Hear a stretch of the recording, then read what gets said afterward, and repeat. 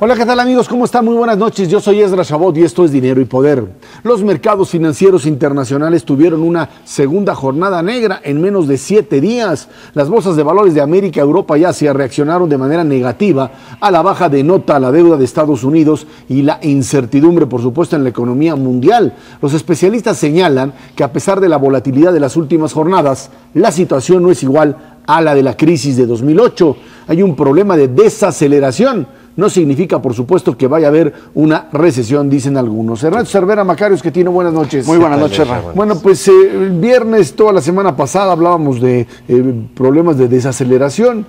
Viernes, por ahí de las 5:45 de la tarde, se le ocurre a Standard & Poor's decir que pues le baja la calificación a Estados Unidos de AAA a AA+, lo que pues para cualquiera sería una gran nota, no para la superpotencia mundial, y eso conectado con lo que sucedió en Europa, bajo el principio de que Italia y España, los que decíamos todo el tiempo, no va a haber ningún problema, tienen capacidad, como decían, era un problema nada más de flujo y no de deuda, y de repente la deuda se les hizo pero fuerte, los bonos se les cayeron y esa combinación explosiva otra vez volvió locos a los mercados.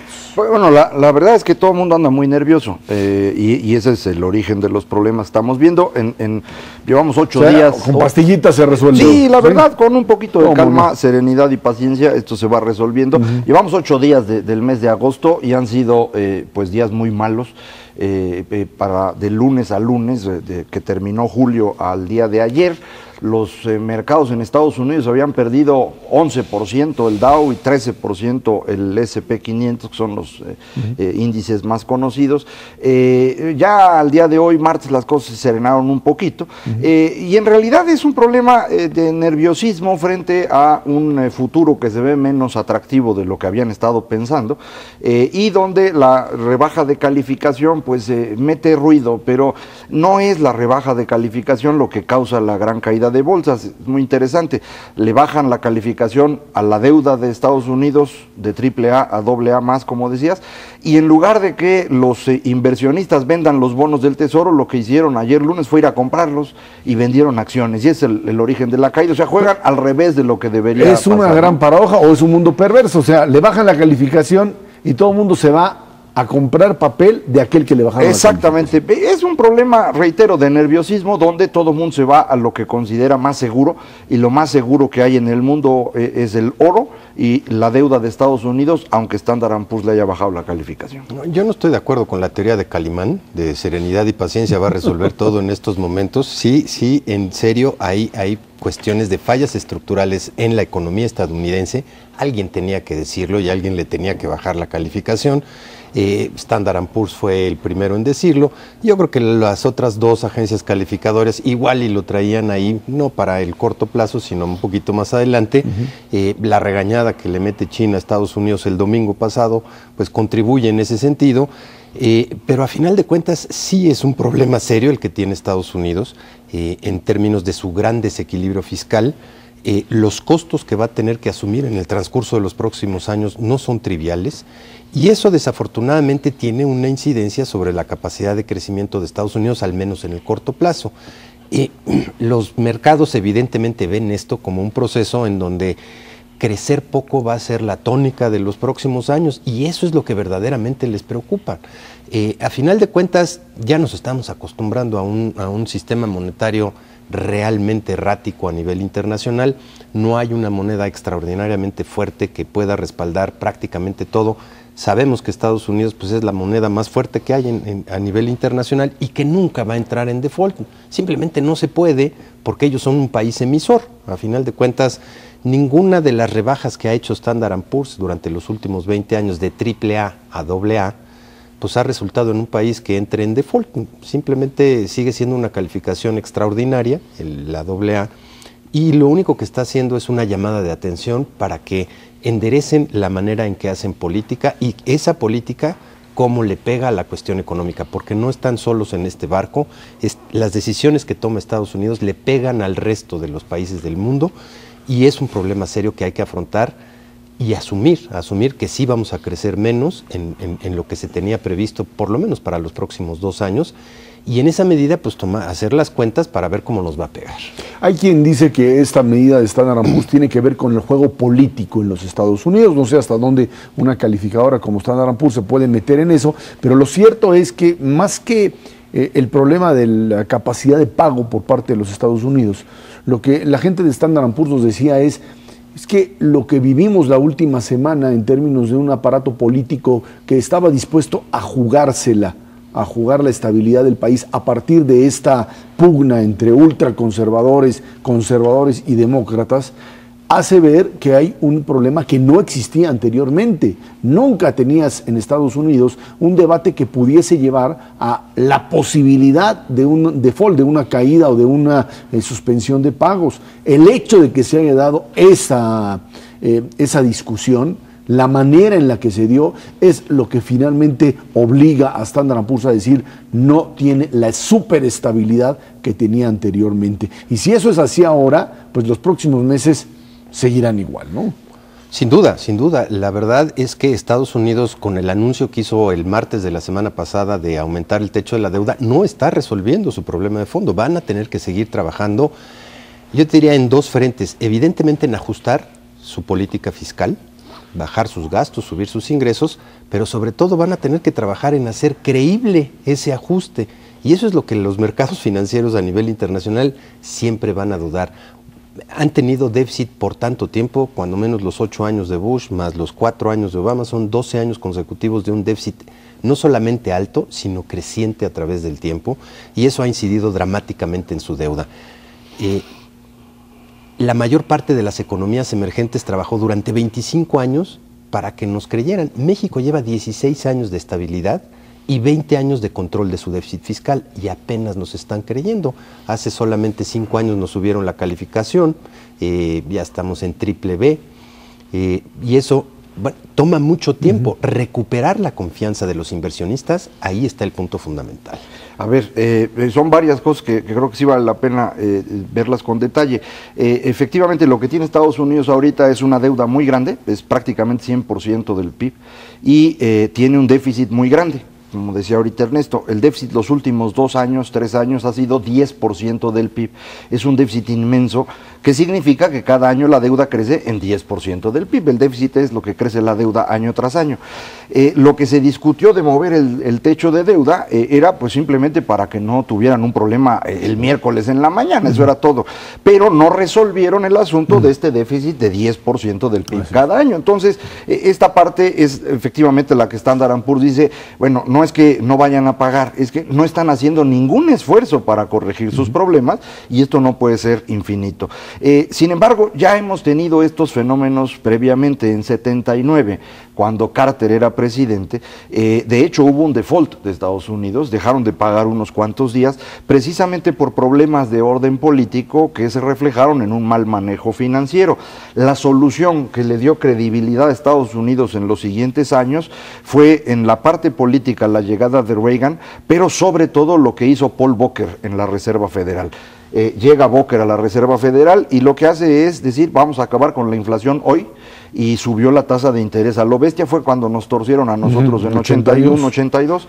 Esta decisión fue la que resolvió el problema, porque fuera del ámbito político, la Reserva Federal actuó con una violencia, porque es literalmente violencia, que no se conocía. En este momento esta situación pues no ocurre, y efectivamente Estados Unidos está en una situación mucho más compleja hoy que la que estaba en 79. ¿Por qué no puede subir tasas de interés, quizá? No, porque en realidad el problema de fondo es, han vivido los Estados Unidos 10 años gastando mucho más de lo que tenían. La solución a eso es dejar de gastar y ponerse a trabajar, y no quieren hacerlo. Lo que quieren hacer es posponer el problema, y lo están posponiendo endeudándose. Pues para eso sirve la deuda, para posponer el problema. Eso no se puede hacer. En algún momento tienen que aceptar que van a tener que consumir menos. Eso es lo que los mercados acaban de percibir en los últimos días y por eso de pronto dijeron, ay güey, no vamos a crecer. Pues sí, no van a crecer y no van a crecer por 10 años, no van a crecer mañana. Ahora, el otro punto que está ahí presente es el tema europeo.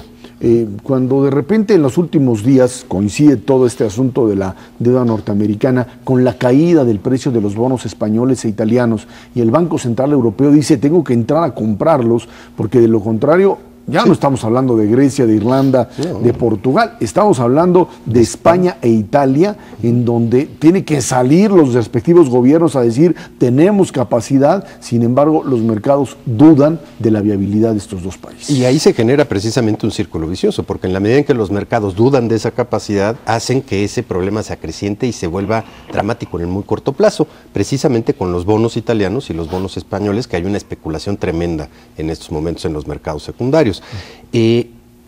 Yo sí sigo creyendo que tanto España como Italia tienen la infraestructura para salir adelante. Sin problema. En el corto plazo sí tienen un problema de liquidez, de flujo de caja severo, y yo creo que es una buena oportunidad. Pasaron prácticamente desapercibidas las medidas que mandó Italia en este contexto. Son medidas de un cambio estructural profundo que no se había dado en los últimos 40 años en Italia, precisamente de carácter estructural, porque va en contra pues, de los sindicatos y de los gremios que han establecido pues, cotos de poder y que no han dejado que Italia despegue desde hace un buen rato. Esas pasaron desapercibidas. Ahorita lo que le importa a los mercados es que se recupere esa estabilidad financiera. Están recomponiéndose, no se van a esperar a que lo hagan los propios países, y vamos a ver si esta oportunidad, que de hecho se da en ciertas ocasiones, realmente es fructífera, tanto para Italia como para España, para hacer verdaderos cambios estructurales. A río revuelto ganancia de pescadores, y México yo creo que está ahorita desaprovechando una oportunidad dorada para decir, sí tenemos capacidad de crecimiento, no solamente estamos estables macroeconómicamente, sino hay que empezarnos a vender. Ahorita platicamos de México, pero España e Italia en realidad no tienen un problema de solvencia, ellos van a poder pagar. Tienen un problema de corto plazo, de flujo, y los inversionistas que han estado muy nerviosos empezaron a atacar esto.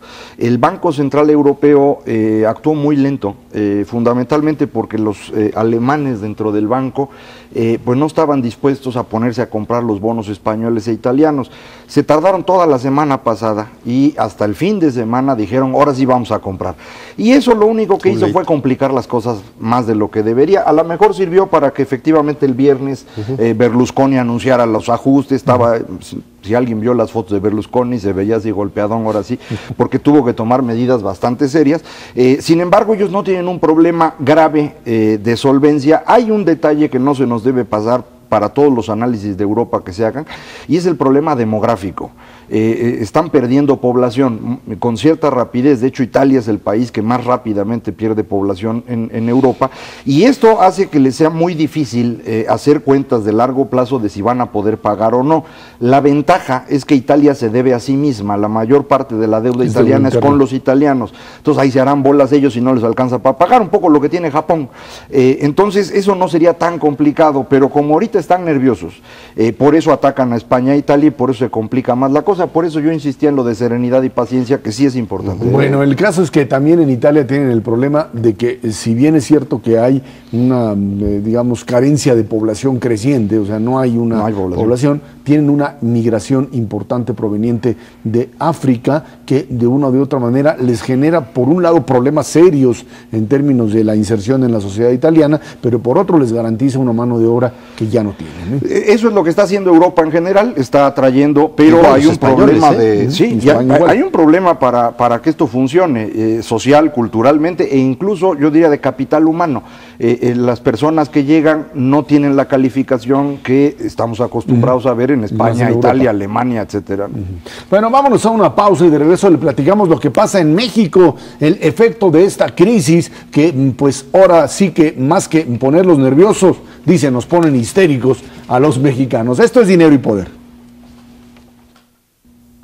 En México, los efectos de la crisis internacional se sienten a través de la desaceleración de la economía. El día de ayer, el secretario de Hacienda, Ernesto Cordero, advirtió que el país resentirá el golpe económico y que no será un simple catarrito, como dijera su antecesor. Por lo pronto, la inflación en México en el mes de julio registra un avance de 0.48%, lo que lleva la inflación anual a 3.55, cifra superior al 3.28 que se había registrado el mismo periodo del año pasado. Bueno, inflación que tiene que ver con otros asuntos, inflación que tiene que ver básicamente con aumento en lo que serían paquetes turísticos y lo que Ernesto Cervera denomina el efecto de la salsita esta mexicana. Pico de gallo. Pico de gallo, en donde aumentan jitomate, aguacate, etcétera, y esto hace repuntar inflación. Pero primero el efecto que sufrimos el día de ayer y todavía el día de hoy con respecto a tipo de cambio, una devaluación importante de los 11.70, 11.80, ya estaba en 12 el peso mexicano frente al dólar el viernes, se va a 12.30, se mantiene el día de hoy en esos rangos que de una o de otra manera, si bien ayudan al sector exportador, sí podrían atizar la inflación. Sí, el efecto allí es inmediato, Esra. Si hay algún mecanismo para detonar el crecimiento de precios en este país establecido desde hace muchas décadas, es precisamente seguir lo que sucede con el tipo de cambio. Estamos hablando de que más del 55% de los bienes en nuestro país que consumimos día a día son bienes comerciables, y eso lo que quiere decir es que su nivel de precios depende fundamentalmente de lo que pase con el tipo de cambio, ya sea porque puede entrar la competencia o simplemente porque tienen una cantidad de insumos que dependen del sector externo que se miden precisamente en dólares. Va a ser muy difícil que este incremento del tipo de cambio no se traslade hacia precios eventualmente si se mantiene el tipo de cambio en esos niveles, en 12.30. Si esto es un fenómeno pasajero y rápidamente volvemos a niveles de 12 pesos por dólar o por abajo, entonces va a ser un fenómeno transitorio que no se va a trasladar en un fenómeno inflacionario. Vienen periodos en el que no solamente vamos a tener el efecto pico de gallo vinculado con bienes agropecuarios o paquetes turísticos por el verano, sino vienen también presiones importantes con la entrada a escuela. Normalmente las colegiaturas pegan y de manera importante hacia fines de agosto, principios de septiembre, y útiles escolares le pega también fuertemente. Habrá que ver si este embate inflacionario no tiene también una repercusión al revés de la inflación hacia el tipo de cambio. Es difícil pensarlo de esa manera, pero sin duda alguna estamos pertrechados de una manera macroeconómica en donde no tenemos un problema serio de desbalance entre demanda agregada y oferta en nuestro país. Sí, una muy buena parte de esta inflación proviene de una inflación importada. México hoy tiene inflaciones más bajas que muchos países europeos, todavía no que Estados Unidos, pero sin duda alguna estamos convergiendo muy rápidamente hacia ese tipo de inflación. Pero los grandes desbalances son verdaderamente importados. Lo que vimos la semana pasada y evidentemente el lunes y hoy martes también, pues es un movimiento terrible de los mercados financieros, de la bolsa, sin duda alguna. Pero el que más nos importa, sin duda alguna, a los mexicanos es el indicador del tipo de cambio, y ahí es en donde pues se cifran muchísimas de las decisiones de las empresas y de las familias. Ahora, en cualquier caso, los movimientos son relativamente pequeños para lo que estamos acostumbrados en este país. El ajuste, estábamos, ya no. Por eso, pero la inflación sigue estando 3,5%, bastante moderada, y el ajuste en el tipo de cambio es 50 centavos sobre 12 pesos. Entonces tampoco es una cosa brutal. Si esto se mantuviera o siguiera creciendo en el tiempo, podría ser preocupante. Es probable incluso que en las próximas semanas esto regrese un poco el tipo de cambio, porque reitero, lo que ha estado ocurriendo en las bolsas es nerviosismo, resultado de que de pronto se dan cuenta todos que no va a haber una recuperación económica monumental en el mundo. Ahí es donde a mí me llama la atención la declaración del secretario Cordero. Cuando efectivamente venía una crisis muy seria, fue cuando dijeron lo del catarrito. Pero se fue Agustín Carstens. Y ya se quedaron espantados con la idea, y ahora por eso avisan, no, este sí no es un catarrito. No, ahora sí yo creo más bien que es un catarrito. Ahorita lo que tenemos no es una transformación brutal de las expectativas económicas. Muchos habíamos estado hablando aquí de que la recesión en Estados Unidos no se habían alcanzado a recuperar por completo, y que era una recesión en forma de L, es decir, cae la economía y no se recupera, y ahí se queda durante mucho tiempo. Muchos en Estados Unidos pensaban que sí iba a haber una recuperación rápida, le fueron metiendo dinero a la bolsa creció muy rápidamente de enero en adelante, y ahora que se dan cuenta que no era cierto que iban a crecer, pues regresan a un nivel razonable.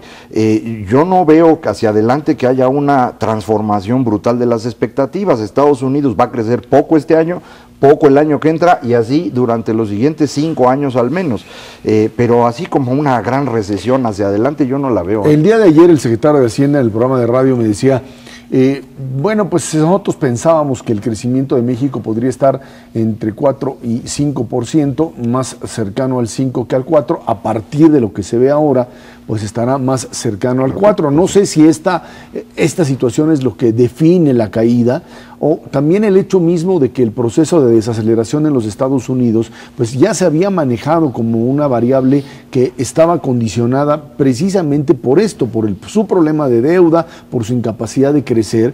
El problema es si en México, en un modelo como el que tenemos, en donde quizá lo que más se puede crecer es al 4% en las actuales condiciones, esto podría bajar o bajar sustancialmente si es que los Estados Unidos no resuelven el problema y crecen todavía menos, como platicábamos ayer, Ernesto, de Estados Unidos creciendo al 1%, México crece al 4%.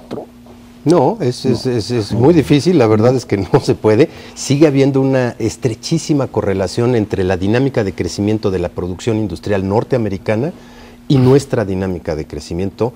Es irremediable, la correlación es de 0.99, es prácticamente inmediata y nos hemos movido así desde 1995. Antes era un poquito diferente, una vez que entramos al Tratado de Libre Comercio, somos uno de los principales proveedores de la industria norteamericana, y si ellos se desaceleran, nosotros nos desaceleramos. Es realmente imposible quitar esta dependencia, cuando menos en el 35% de nuestra economía, que es el sector industrial. Todavía no tenemos un mercado interno lo suficientemente fuerte para contrarrestar este tipo de vaivenes, y tarde que temprano se contamina con esta desaceleración. No es nuevo, no pasó, la desaceleración no nos llegó el lunes ni el viernes, es un proceso en el que ya viene desacelerándose la economía norteamericana durante el primer semestre de este 2011, lo viene haciendo de manera consistente, pero sigue teniendo un crecimiento positivo. No podemos trasladar la baja de nota de la deuda norteamericana de Standard & Poor's directamente ahora van a tener recesión. Eso no es cierto. Los peores pronósticos de crecimiento de Estados Unidos están entre 1,3 y 1,5 para este año. 1% para el año que entra. Sí nos va a pegar, porque no es lo mismo que lo que crecieron en el 2010, en donde Estados Unidos también creció a tasas cercanas al 4% y nosotros estuvimos por arriba del 5%. Más una aclaración que puede ser pertinente para ampliar lo que dice Ernesto. La correlación está muy alta entre Estados Unidos y México, significa que nos movemos en la misma dirección que ellos, pero no a la misma velocidad. México suele crecer un poco más rápido o puede crecer mucho más rápido, y eso pasó en los últimos 2 años. Estados Unidos se intentó recuperar, no ha llegado a los niveles de actividad industrial o actividad económica que tenía previos a la crisis. México no solo llegó a ese nivel, lo superó. La razón es que durante la recesión en Estados Unidos, una parte de la industria de ese país decidió moverse a México porque era una muy buena oportunidad. Algo parecido ocurrió en 2001, pero en 2001 estábamos muy caros, teníamos un peso muy fuerte, y entonces se movieron a China. Pero ahora en 2009 se movieron a México, y esto ha permitido que la producción de automóviles, por ejemplo, sea hoy 40% superior a lo que era antes de la crisis. Y esta es una oportunidad que creo que hay que realmente aquilatar. Cuando Estados Unidos tiene problemas, parte de su industria empieza a migrar a otros lados para aprovechar ventajas de competitividad. Si nosotros hoy pudiéramos tomar algunas pocas decisiones, podríamos atraer una gran cantidad de inversión estadounidense, porque allá no van a poder crecer, pero acá podrían hacerlo, y traernos un cachito más de la industria automotriz estadounidense, o una parte de la industria aeronáutica que ahora en Querétaro se ha estado desarrollando, o alguna otra cosa que se les ocurra, nos podría permitir un crecimiento muy sólido de 4, 5 o más %, aunque Estados Unidos creciera 1, es decir, ahí es donde puede uno romper esta dinámica. Sin embargo, hay la queja permanente con respecto al mercado interno mexicano, que se dice no hay que apostarlo. Todos los que hablan de cambios en la política económica dicen el problema está en un mercado interno deprimido y que hay que hacerlo crecer de una o de otra manera.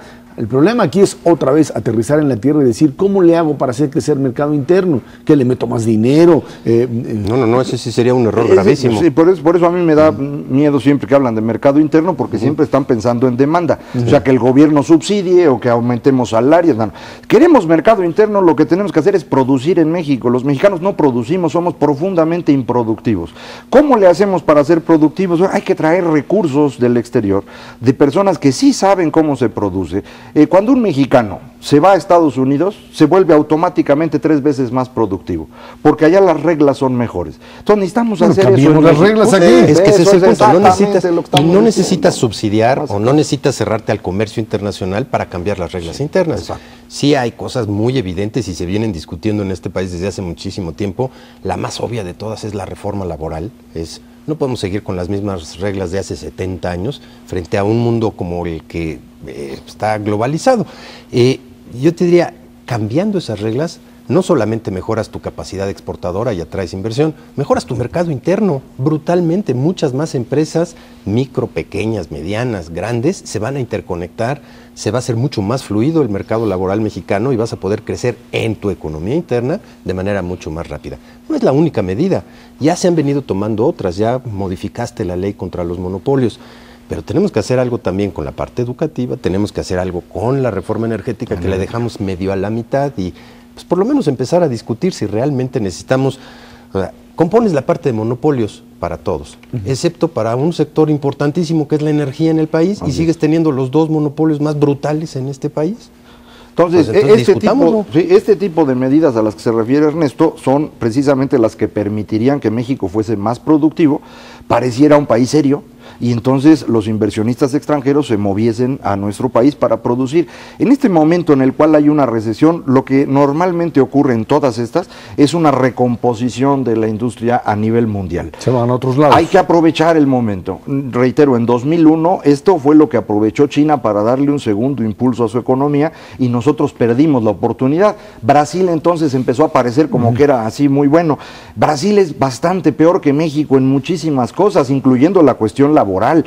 ¿Por qué no se están moviendo hacia México? Porque Brasil los ha convencido de que ellos están tomando decisiones y nosotros no hemos podido hacerlo. Y es simplemente, reitero, a la reforma de competencia que ya hicimos, sumarle ahora una reforma laboral y sumarle dentro de un año, si quieres, una reforma energética bien hecha. Eso permitiría atraer un flujo de inversión que nos daría este mercado interno en serio. Sí, y la verdad es que no es trivial el mercado mexicano. En la dimensión que tiene ahorita, la economía 14 del mundo, mano. Sí, es atractiva para cualquier tipo de inversionista de cualquier parte del mundo. Oye, son de 29 millones de familias, cuando menos tienes 14 millones con poder adquisitivo, que tienen coche. Que tienen coche, que tienen casa, que tienen una capacidad de adquisición de bienes duraderos electrodomésticos muy importante. Y si tomas las medidas necesarias para que otras 10 millones de familias mexicanas pasen a ese estadio, como sucedió entre 1996 y 2006, pues sin duda alguna hay posibilidades de ser increíblemente atractivos si cambias las reglas. Falta la cerecita del pastel. Si haces las reformas laboral, energética, inclusive la fiscal, pero no cambias las condiciones de seguridad en este país, vamos a seguir teniendo cierta problemática importante para poder detonar el mercado interno. Vámonos a una pausa, de regreso platicamos hablando de problemas, elecciones en distintos estados de la República y la elección grande en medio de este clima de violencia en algunas zonas del país. Esto es Dinero y Poder.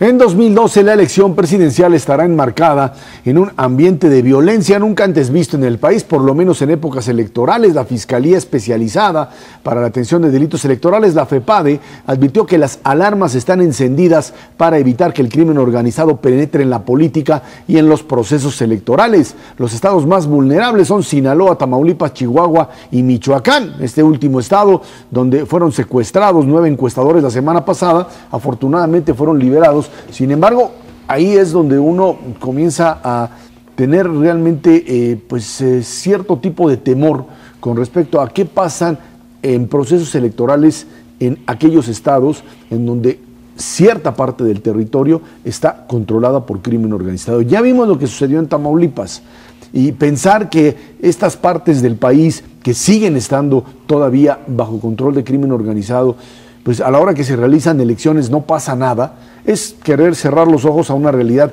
que ahí está y que si no le meten mano y no hay un control efectivo, estos señores del crimen organizado, fuertemente golpeados por lo que ha sucedido durante estos años de combate o de guerra, como le llaman, sí, finalmente van también a jugar esa carta, Macario.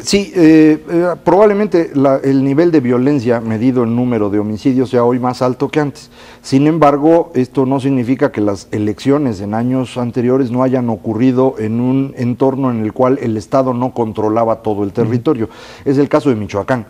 Michoacán desde 2006 estaba en una situación verdaderamente grave, más de la mitad del Estado no estaba gobernada por el Estado. El problema de Lázaro Cárdenas Batel en ese momento. Que vino a pedirle al presidente que le mandara al ejército, y de hecho la elección de 2007 en Michoacán, en donde es electo Leonel Godoy, ocurre en ese entorno en el cual buena parte del territorio no está controlado por el Estado mexicano, sino por grupos de crimen organizado. Entonces no va a ser la primera vez que eso ocurre. Ya lo vimos no solo en Michoacán en 2007 como refería, sino el año pasado en Tamaulipas, en donde incluso costó la vida al candidato del PRI ya prácticamente rumbo a la elección. Entonces estamos en una situación que sí es compleja en algunos estados de la República. Me parece que hemos tenido un problema muy serio en medir la violencia, porque asociamos violencia al número de homicidios.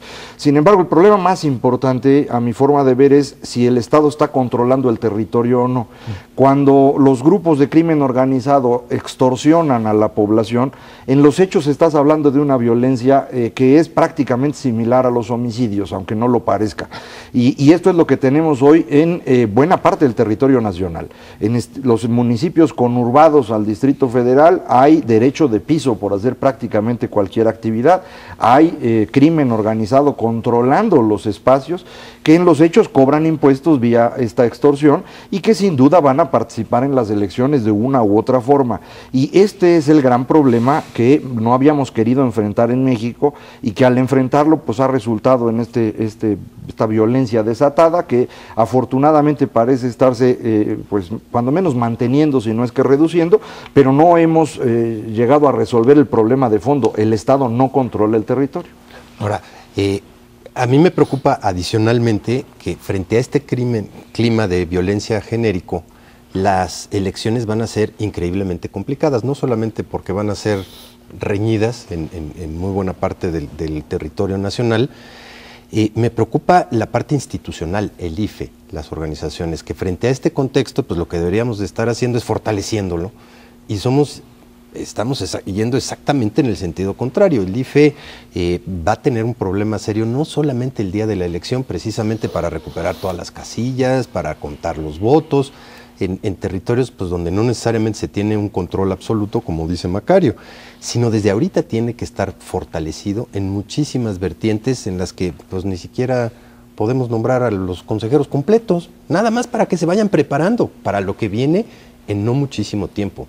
Tendríamos que estar trabajando en un verdadero fortalecimiento institucional, ya no para igualar lo que se hizo en el 2006 o en el 2000, sino para enfrentar un entorno muchísimo más complicado. Ahora, lo que sí queda claro es que en el momento en que se comiencen a presentar las listas de candidatos y a distintos puestos de elección popular, diputados, senadores, en la elección de 2012, ahí tendrá que existir algún mecanismo que pueda regular, que pueda investigar, que de lo contrario, lo que vamos a tener ya para 2012 es fracciones dentro del Congreso, así como hoy tenemos ya estos lobbies que apoyan a sectores industriales, sectores de telecomunicaciones.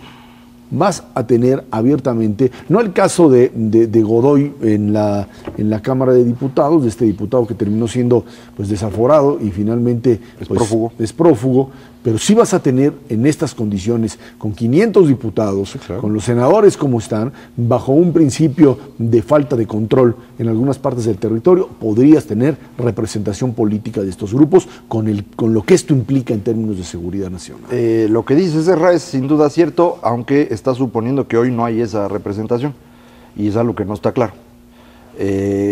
nunca se evaluó a los señores que hoy y señoras que hoy están en el Congreso.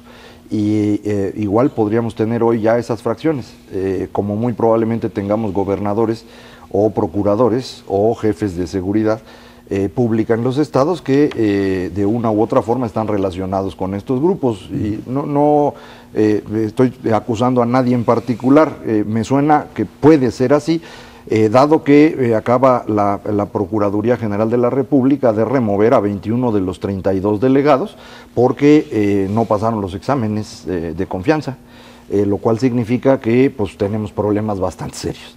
Y si eso pasa con los delegados de la Procuraduría Federal, bueno, pues muy probablemente ocurre también con los cuerpos de seguridad en los estados y probablemente con gobernadores. Hemos escuchado desde hace tiempo de varios gobernadores que probablemente tengan vínculos. A nadie se le ha podido probar nada y en consecuencia no se ha procesado, pero indudablemente el crecimiento del crimen organizado a los niveles que hoy tiene no pudo haber ocurrido sin complicidad de las autoridades, al menos autoridades locales, indudablemente de las autoridades federales en lo que se refiere a procuración de justicia. No se nos debe olvidar que todos los directores de la Policía Judicial Federal, cuando ésta existía, todos acabaron siendo miembros del crimen organizado. Entonces, tenemos un problema ahí muy serio. Tú dices, habría que ver cómo evaluar a los candidatos.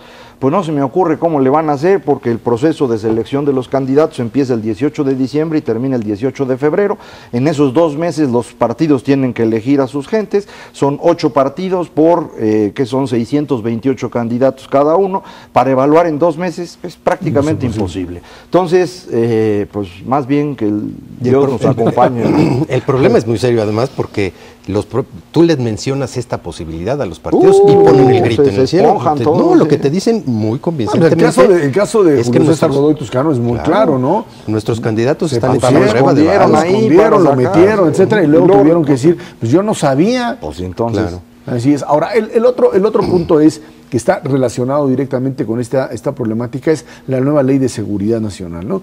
Este elemento que ha sido ya, manejado en términos de un consenso con una buena parte de los sectores, tanto militares, policíacos. Ahora aparecen otra vez grupos de sociedad civil que dicen, aquí hay violación a derechos humanos o puede existir una violación a derechos humanos, que me parece que es una discusión muy válida. Claro. El problema es que si lo llevas a cabo ahora al 11:45, como está la situación política, no va a haber ley de seguridad y lo que seguiremos manejando son abusos, eso sí, porque los realizan obviamente fuera del marco de una ley que es totalmente obsoleta, ¿no? Sí, sin lugar a dudas. Es que hay 2 problemas que tenemos que resolver. Uno es cómo logramos dar seguridad a los mexicanos, cómo el Estado cumple esa obligación, y el otro es cómo evitamos que el Estado viole los derechos de las personas.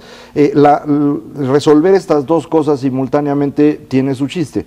La Ley de Seguridad Nacional, como originalmente se plantea, estaba buscando resolver el problema de cómo dar seguridad y incluso seguridad jurídica a el personal militar y naval que está participando. Tal y como está la Ley de Seguridad Nacional en la propuesta que salió del Senado, yo no veo violación a derechos humanos, pero sí hay ciertas atribuciones de las Fuerzas Armadas que podrían poner en riesgo estos derechos. Lo que había ofrecido el gobierno federal es compensar ese riesgo con un nuevo Código Penal Militar. Ahora los grupos de derechos humanos quieren una cosa muy extraña que llaman Ley de Seguridad Humana, que no sé exactamente cómo sea, a lo mejor distinta de la Ley de Seguridad Animal, pero fuera de eso no se me ocurre qué podría ser. Y aquí tenemos el problema de que hay grupos en derechos humanos extremadamente radicales que tienen ideas muy extrañas, que no suelen considerar todos los problemas que el Estado enfrenta. La seguridad es el bien primario que da un Estado. Si eso no lo puede dar, no da nada más. Entonces no puedes tener derechos humanos si no tienes seguridad previamente. Eso es dificilísimo que te lo entiendan algunos de estos grupos, que son muy radicales, probablemente porque no tienen una visión más amplia del mundo, y eso nos complica a todos. Yo sí creo que hay que discutirlo y discutirlo a fondo, pero no tenemos mucho tiempo. La verdad es que ya empieza a hacer estragos de una manera increíble la inseguridad en este país, en todos los ámbitos, el económico, el político, el social. Y evidentemente sí hay que tener una discusión a fondo de esta parte de derechos humanos, pero bajo el contexto que estamos viviendo es preferible sacar una ley de inmediato en la que ya haya más o menos un consenso generalizado y posteriormente corregirla cuando ya no tengamos un problema tan serio como el que está viviendo actualmente el país. Sí hay que discutirlo. México tiene un historial en términos de el no respeto a los derechos humanos terrible durante muchas décadas y sí merecemos tener una ley en ese sentido mucho mejor. En todo caso, lo que va a existir, sin duda alguna, para el 2012 es un debate sobre el asunto de la seguridad. El tema que fue fundamental para la administración Calderón desde 2006, con el desgaste que generó en esta lógica de pues tratar de volver a conseguir el control en la mayoría del país, hoy será un tema de discusión entre los distintos candidatos y tendrán que ver cómo le hacen para equilibrar estas dos partes, lo que la sociedad se queja en términos de abusos y por otro lado una inseguridad que sigue siendo un elemento fundamental para el cual los políticos tienen que encontrar una respuesta inmediata frente a la ciudadanía, porque si no, se la van a cobrar y se la van a cobrar fuerte. Al respecto, la UNAM acaba de presentar una propuesta que coordinó el doctor Carpizo. Yo no he tenido oportunidad de leerla, pero me dicen que es muy interesante. Yo creo que valdría la pena, como parte de esta discusión pública, que probablemente toquemos estos temas en el futuro cercano, ¿no? Sin duda alguna. Vámonos a una pausa. Esto es Dinero y Poder. La creación de empleos en México se ha dado de manera desigual. Mientras que algunos sectores contratan, otros despiden. Según datos de la Secretaría de Trabajo y Previsión Social, la oferta de empleos en México ha sido insuficiente en los últimos 4 años. De enero 2007 a julio 2011 se generaron en el país poco más de 1.460.000 plazas formales, oferta insuficiente para los más de 3.300.000 mexicanos que se integraron a la población económicamente activa en ese lapso. Esto significa que las personas que no encontraron un empleo en el mercado laboral formal seguramente terminaron insertándose en la informalidad por el empleo que requieren y en donde por cuenta propia lo pueden realizar. Cuando se habla de empleo en México ya no es posible limitarse a lo que sería el empleo formal como un elemento de crecimiento que es fundamental, pero cada vez más un empleo informal que da ahora sí que más espacio a una población que requiere este tipo de actividad. Sí, desafortunadamente ese es el caso. Y yo, bueno, no me limitaría a analizar los últimos 4 años. Durante los últimos 30 años el sector formal no ha sido capaz de generar los empleos que requieren. 40. Hasta 40, muy probablemente, sí. Pero sin duda alguna los últimos 30 años nuestra dinámica de crecimiento nos dice que más o menos entre 1 millón y 1.200.000 mexicanos se incorporan a la fuerza laboral cada año. El sector formal, cuando teníamos una inestabilidad terrible en las grandes crisis económicas de hasta el 95, generó aproximadamente 400.000 empleos formales en promedio por año. Después de que estabilizamos la economía, sí se genera más empleo formal, 600.000, siguen siendo insuficientes y digamos que estamos mitad y mitad. De los nuevos mexicanos, la mitad se incorpora al mercado formal, la otra mitad se iba tradicionalmente a Estados Unidos en 300.000, 350.000 por año y el resto necesariamente engrosaba las filas de la economía informal, con una pequeña connotación, es así de los últimos 4 años, que la vinculación entre la economía informal y la economía ilegal y la extorsión y una serie de factores en este país es creciente. Entonces ya no solamente es que nos preocupa que la gente trabaje en el sector informal porque no paga impuestos, porque no va a tener pensiones en el largo plazo, sino porque tiene vinculaciones directas con la inseguridad terribles en este país. Incluso, Macario Perón, en los últimos años se ha reducido la cantidad de mexicanos que van a los Estados Unidos, sí, claro, por muchas razones, ¿no? Hay muchas razones, los propios mecanismos de control fronterizo, la situación económica en los Estados Unidos y también lo que podríamos denominar como este empleo que se genera en el país de una o de otra manera, ¿no? Sí, hace unas semanas New York Times publicó un artículo al respecto y ahora INEGI confirma que efectivamente la migración a Estados Unidos es prácticamente nula ya.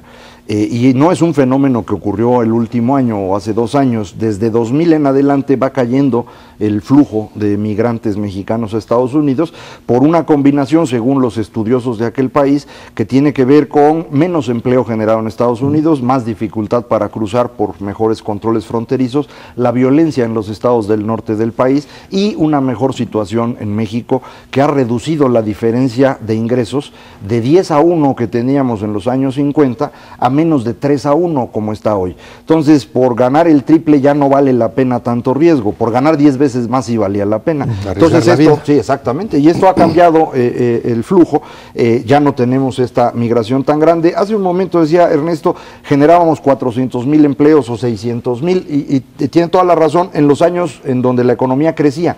Pero si uno hace la cuenta, incluyendo los años cuando nos ha ido mal, que con alguna frecuencia ocurren, el promedio de generación de empleos desde 1970 hasta la fecha es de 250,000 empleos por año. Y este promedio ocurre en todas las décadas, es decir, no hay variación significativa. A veces generas 400, 600 y luego pierdes 1,000,000 en una de las crisis de 82 o de 87 o de 95 o de 2009. Es decir, estos fenómenos se dan con tanta frecuencia que el neto son 250,000. Llegan 750,000, pues te sobra 500,000 de mexicanos. Y ahora ese 500,000, pues habría que colocarlo en economía informal, porque ya no se puede ir a Estados Unidos, ya no se quiere ir a Estados Unidos, y no tenemos estos espacios. Por eso la insistencia que teníamos y seguimos teniendo en que necesitamos una reforma laboral que haga mucho más fácil crear empleos. Una de las razones por las que no se generan empleos formales es porque es muy difícil hacerlo. Es preferible para muchísimas personas contratar informalmente, es preferible para el contratado esto, porque si te contratan formalmente, entre el Seguro Social y el Infonavit y todos los trámites y los impuestos, acaba costando el doble el empleo de lo que hubiera costado en la economía informal. Entonces, esta diferencia tan grande podría reducirse con una reforma laboral más eficiente, que sin que se pierdan varias de las cosas que necesitamos que tenga un trabajador, pues haga más flexible la contratación. Y ese es solamente el primer paso para evitar esta resignación tácita de decir, pues es que ya la economía informal está ahí y llegó para quedarse. No hay nada que hacer. Y ahora vamos a ver qué hacemos con 13 o 14 millones de mexicanos que ya trabajan, no desde hace poquito, desde hace varios años en el sector informal, y que va a ser muy difícil generar los incentivos para que regresen a ser formales. Si no cambiamos, perdón, de tajo esa posibilidad, pues vamos a seguir precisamente fomentando una economía informal creciente en este país, y eso sí tiene una connotación realmente grave para el desarrollo. Si queremos crecer más allá del 3,5-4% en promedio por año, tenemos que cambiar también este sector informal, porque tiene la peor productividad del país, porque nos jala la productividad país hacia abajo y nos hace ser muy poco competitivos frente a lo que sucede en otras partes del mundo. Macario, el fenómeno también estaría ligado con una variable importante para las finanzas nacionales, que son las remesas. Si tienes una menor cantidad de población mexicana en los Estados Unidos, y habrá que ver también su situación dentro de la crisis que vive ese país, este problema de las remesas que vayan cayendo eventualmente, podría generar también un desequilibrio económico dentro de México. Bueno, podría, si nos dedicamos a vivir de ello como antes vivíamos del petróleo, que ese sería el error, y efectivamente tienes razón, hay que ir planeando qué se va a hacer. En este momento las remesas siguen siendo una cantidad muy importante. El máximo que alcanzamos en 2006 fue de 26,000 millones de dólares, estamos en 22, hubo una caída un poco mayor y una pequeña recuperación, pero estamos en el orden de 22,000 millones de dólares en los últimos años. Es muy probable que se mantenga así unos pocos años más y empiece a disminuir conforme algunos mexicanos se quedan allá y jalan a su familia si lo logran, otros regresan a vivir acá y poner acá un negocio, que eso hacen muchísimos de los migrantes, juntan allá un pequeño capital y vienen a poner un negocio para vivir en México, y esto finalmente va a ir reduciendo este flujo. Yo no creo que sea un problema. Las remesas son una gran virtud, han permitido a muchas regiones de este país desarrollarse gracias a ese dinero que llega directamente a las familias y que en ocasiones el gobierno mexicano ha apoyado adicionalmente, pero sí deberemos ir pensando que en el futuro cercano esta no debe ser una fuente de ingresos para el país o de ingresos de divisas, ¿no? Tradicionalmente las remesas sirven como una inversión para las familias. Al contrario de un ingreso corriente que se obtiene en algún trabajo en México, el dinero que viene de una remesa normalmente se usa para capitalizar a la familia, para comprar el terreno, para fincar, para construir las paredes, un negocito, para comprar un automóvil, para una serie de factores que realmente le dan un empujón al capital que tiene una familia. En la medida en que se va disminuyendo, pueden suceder dos cosas. Efectivamente, la familia se fue a los Estados Unidos completa o se terminó un proceso de capitalización. sin duda alguna estamos frente a un contexto en donde cada vez las remesas van a valer menos respecto al total de ingresos del país en su conjunto. Pero yo coincido con Macario, no es una cuestión de preocupación hacia adelante porque no tenemos un déficit gigante con el sector externo.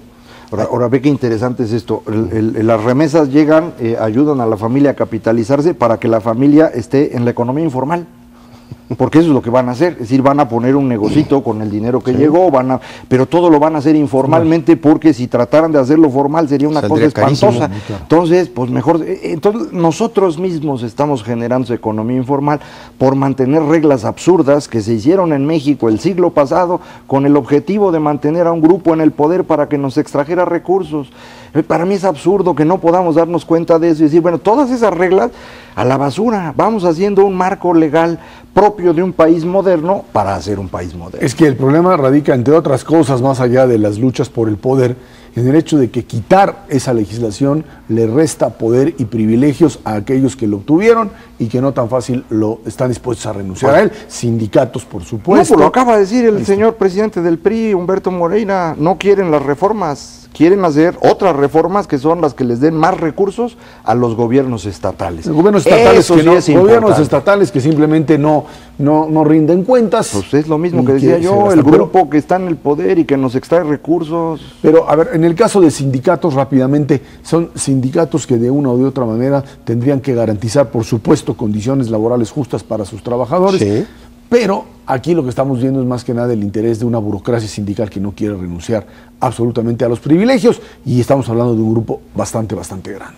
A costa de los ciudadanos de este país. Incluyendo a sus trabajadores. Claro. Y ese grupo es el que no quiere reforma laboral. De hecho, la reforma del PRI quitó toda la parte de mejora sindical. Entonces, digo, ya debería estar claro, transparencia sindical. Y tampoco lo aceptaron. Y tampoco lo han aceptado. Bueno, hasta ahí está.